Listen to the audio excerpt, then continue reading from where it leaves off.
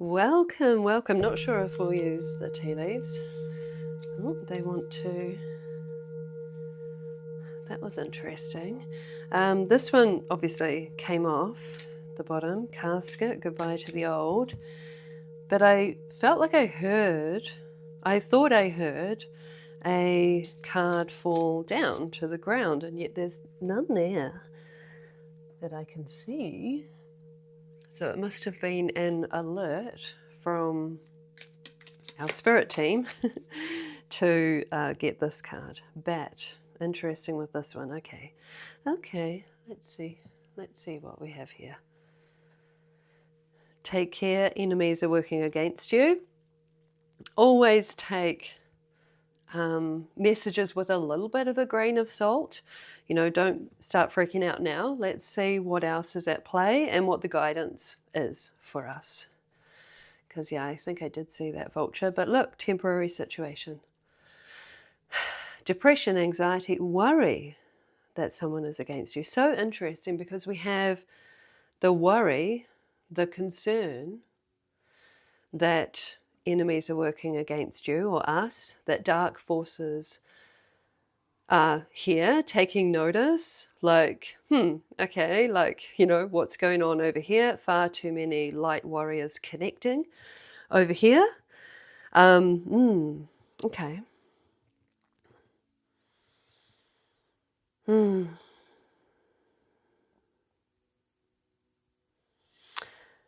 Just having a sensation come through with this vulture energy, because obviously vultures are seen in quite a bad light. They're viewed quite negatively.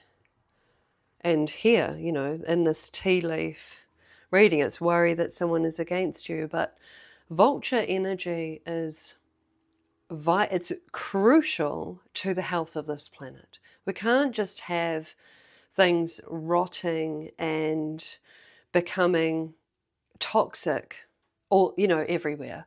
We need the beings who clean up the rotting meat, that compost, you know, all the leaves that fall to the ground. They're not you know, they're not like left to, they don't become something toxic, something harmful. They become fertile compost. They become fertile soil. So there's this energy of, I wonder what this is saying, but we'll just go with the symbology that's coming through to me. This energy of that, I don't know what that is. Something that maybe seems bad on the surface, or that, you know, seems worrisome on the surface, turns out not to be. This is what's coming through. Let's see what this main card was that, like, the sound came. Short journey. That came up in yesterday's reading, and the tent was earlier on this week as well. Temporary situation, short journey. There may be some sort of flare-up. We'll get more info. I'm going to stop talking. We need more info, because there's some sort of flare-up of concern about like dark energy or something like that, something that is maybe seen with fear and worry and concern, but that turns out to be totally fine. Ace of Pentacles.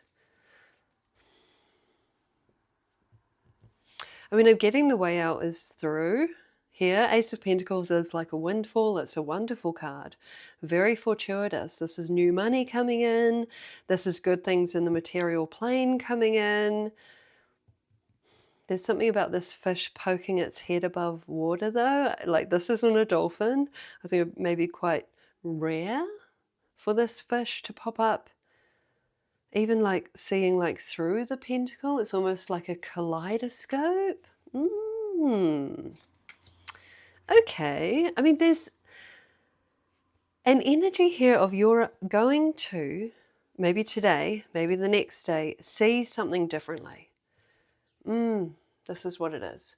Something that you maybe feared or thought was bad, and maybe you're like, what came up earlier in the week, that whole being alone when in the world of love and light is when you have, a concerning spiritual experience that is quite dark.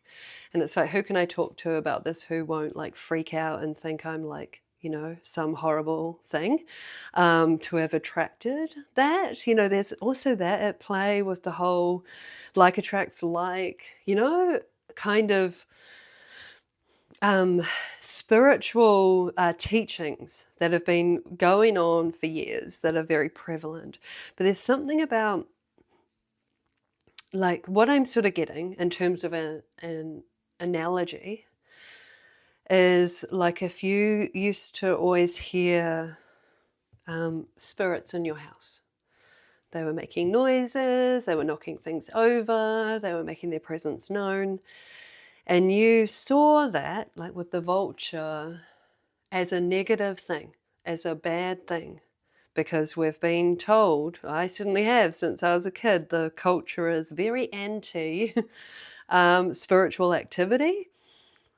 And you are either crazy or you should ignore it or you've attracted it, and like attracts like. There's all this like messy, unclear and incorrect like information about a certain something. And so you're being guided here, and it's a short journey from being concerned about something to seeing it as a gift. Ace of Pentacles, this is a gift. You're going to shift your perspective. Something is going to happen where you shift your perspective because, for that analogy, before maybe you've just been afraid of these, bumps in the night. But then you start to see it through a different perspective. You're like, oh, I have a gift. I can communicate. I am in contact with the other side. Maybe you're a medium and it's people's passed over loved ones who are like, hey, we want to talk to you, or we want to like talk to our loved one through you. Like, you have that ability, you have that gift. Now, that analogy is not for everyone. I'm trying to paint a picture of what this energy is that's being channeled through me right now. And it's this shift in perspective where once you were concerned, afraid, worried about something, you're like, whoa, like what's that? That's, a bit weird, or that's a bit, what is that? It's a very short journey from being concerned and worried about this gift, this ability, this spiritual ability that you have, to seeing it in a whole new light. You're like, whoa, actually, that's an amazing gift on this planet right now. Oh, Spirit of Cups. I don't know what the Spirit of Cups is. It's a court card, but we'll just actually take the words. This could be a page, or I think it might be a knight. I'm not sure, but we're going to just actually listen to those words. The Spirit of Cups. Cups is water. Cups is emotion. Cups is the collective consciousness, Carl Jung's collective consciousness. Cups is the frequency in which we all live and operate. It's the frequency, it's the vibe, it's the interconnectedness of everything. You're the Spirit of Cups. You're the Spirit of water. You can communicate with everything and anything. Because if we think of everything as water, everything as vibration, everything as energy, this is where we're at with the Spirit of Cups.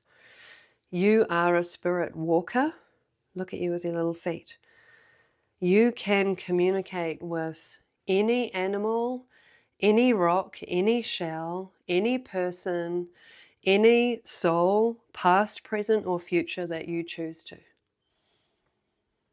You have a gift. You have a gift. And you're about to, very soon, see this gift as such. It's like, oh, I'm a spirit walker.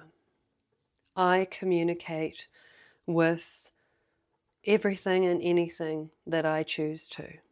And suddenly you're walking into that area empowered. You're not just receiving random, spirits bumping in the night because they know you can hear them. Suddenly you're the one walking into the collective consciousness. You're the one taking charge, not in a bossing around way, but you're like, I choose who and when I talk to what and how. It's this, I really love this deck of cards. It's very in your person, you're the one seeing that you are the shamanic shapeshifter, you're the spirit walker. You can communicate with any of these creatures. You can communicate with the water itself, past, present, and future, 1111 on the timer. And it's knowing that and owning that shifts your perspective. You're not at the sway of these random spirits bumping in the night, e.g., for example. You're the one. You can set the pace. You can set the tone. Let's see what this one is. Justice. 11 with that 1111 that just came up before. Okay, thank you. I didn't mean to get too many more. I kind of feel that one, but maybe not. Because we can then go, of course, there's something. What is this justice? The High Priestess. I mean, it is just and it is right that you are the High Priestess. You are the spirit talker, the spirit walker, the spirit communicator. You are a channeler of divine information. You are the receiver. You are the Oracle of Delphi. It is right, it is just. There's something here. What is it? Is it that you've done all the learning? Because this Justice card is quite dark. It's almost like you've done, it's like that energy of you've, like an actor who's tread the boards. I don't know if that's the right saying here. But you've done the work, you've done the learning, you've tread the boards in the material world. This Justice is very material worldy. You've learnt the lessons. You've cleared your own karma from past lives, past connections. You've balanced out your karma. You're balanced, you're whole, you're harmonious, or you're about to be. And now it's time for you to step into this spiritual role. I mean, look at them all with water. All three of these cards, they're not even all cups, all have water. It's time to step out of the 3D, learning lessons. It's time to fully immerse, step into your power as a spirit walker. This is the message coming through. Ooh, 3 of Swords. And this is this here. This is this. You've had challenging experiences in the spirit world before. I certainly have. And I've had no one to talk to about that because the love and lighters have taken over, and certain religions that paint everything challenging as that's demonic. You're going to hell. That's, it's quite frightening. So you've tread the boards in this world. You've seen the love and light. You've seen the other side of the scale. We live in, 11-2, the 2 ones. We live in a dual existence here in the 3rd dimension. Everything is split in 2. Love and hate, light and darkness. it's been stretched so that we have this experience, and you've experienced it all, including quite frightening potentially, or worrisome or concerning spiritual experiences. And you're like, oh, you know, I am concerned. I am worried about fully walking into my role as a spirit walker, spirit talker, high priestess, because I have had challenging experiences in the past. So this message is acknowledging that you have. Maybe, I don't know what reading it was, but see the other readings that came through this week about, you know, us light warriors being dropped into, anyway, actually I don't want to go there. However, you're being shown that even though there are nefarious energies in the spiritual world as well, it's not all love and light out there. There's a mix of both, you know, the balancing. It is your gift to take ownership of, to take charge of. Spirit of Cups, you're a spirit walker, spirit talker, spiritual receiver. Okay, I feel like I've gone off track. I'm going to pause and then I'm going to come back with the clarity. Okay, it's here. It's like, don't let the guidances from your spirit team, don't let the challenging and sometimes frightening spiritual experiences from the past detract you from your path. That's actually the message.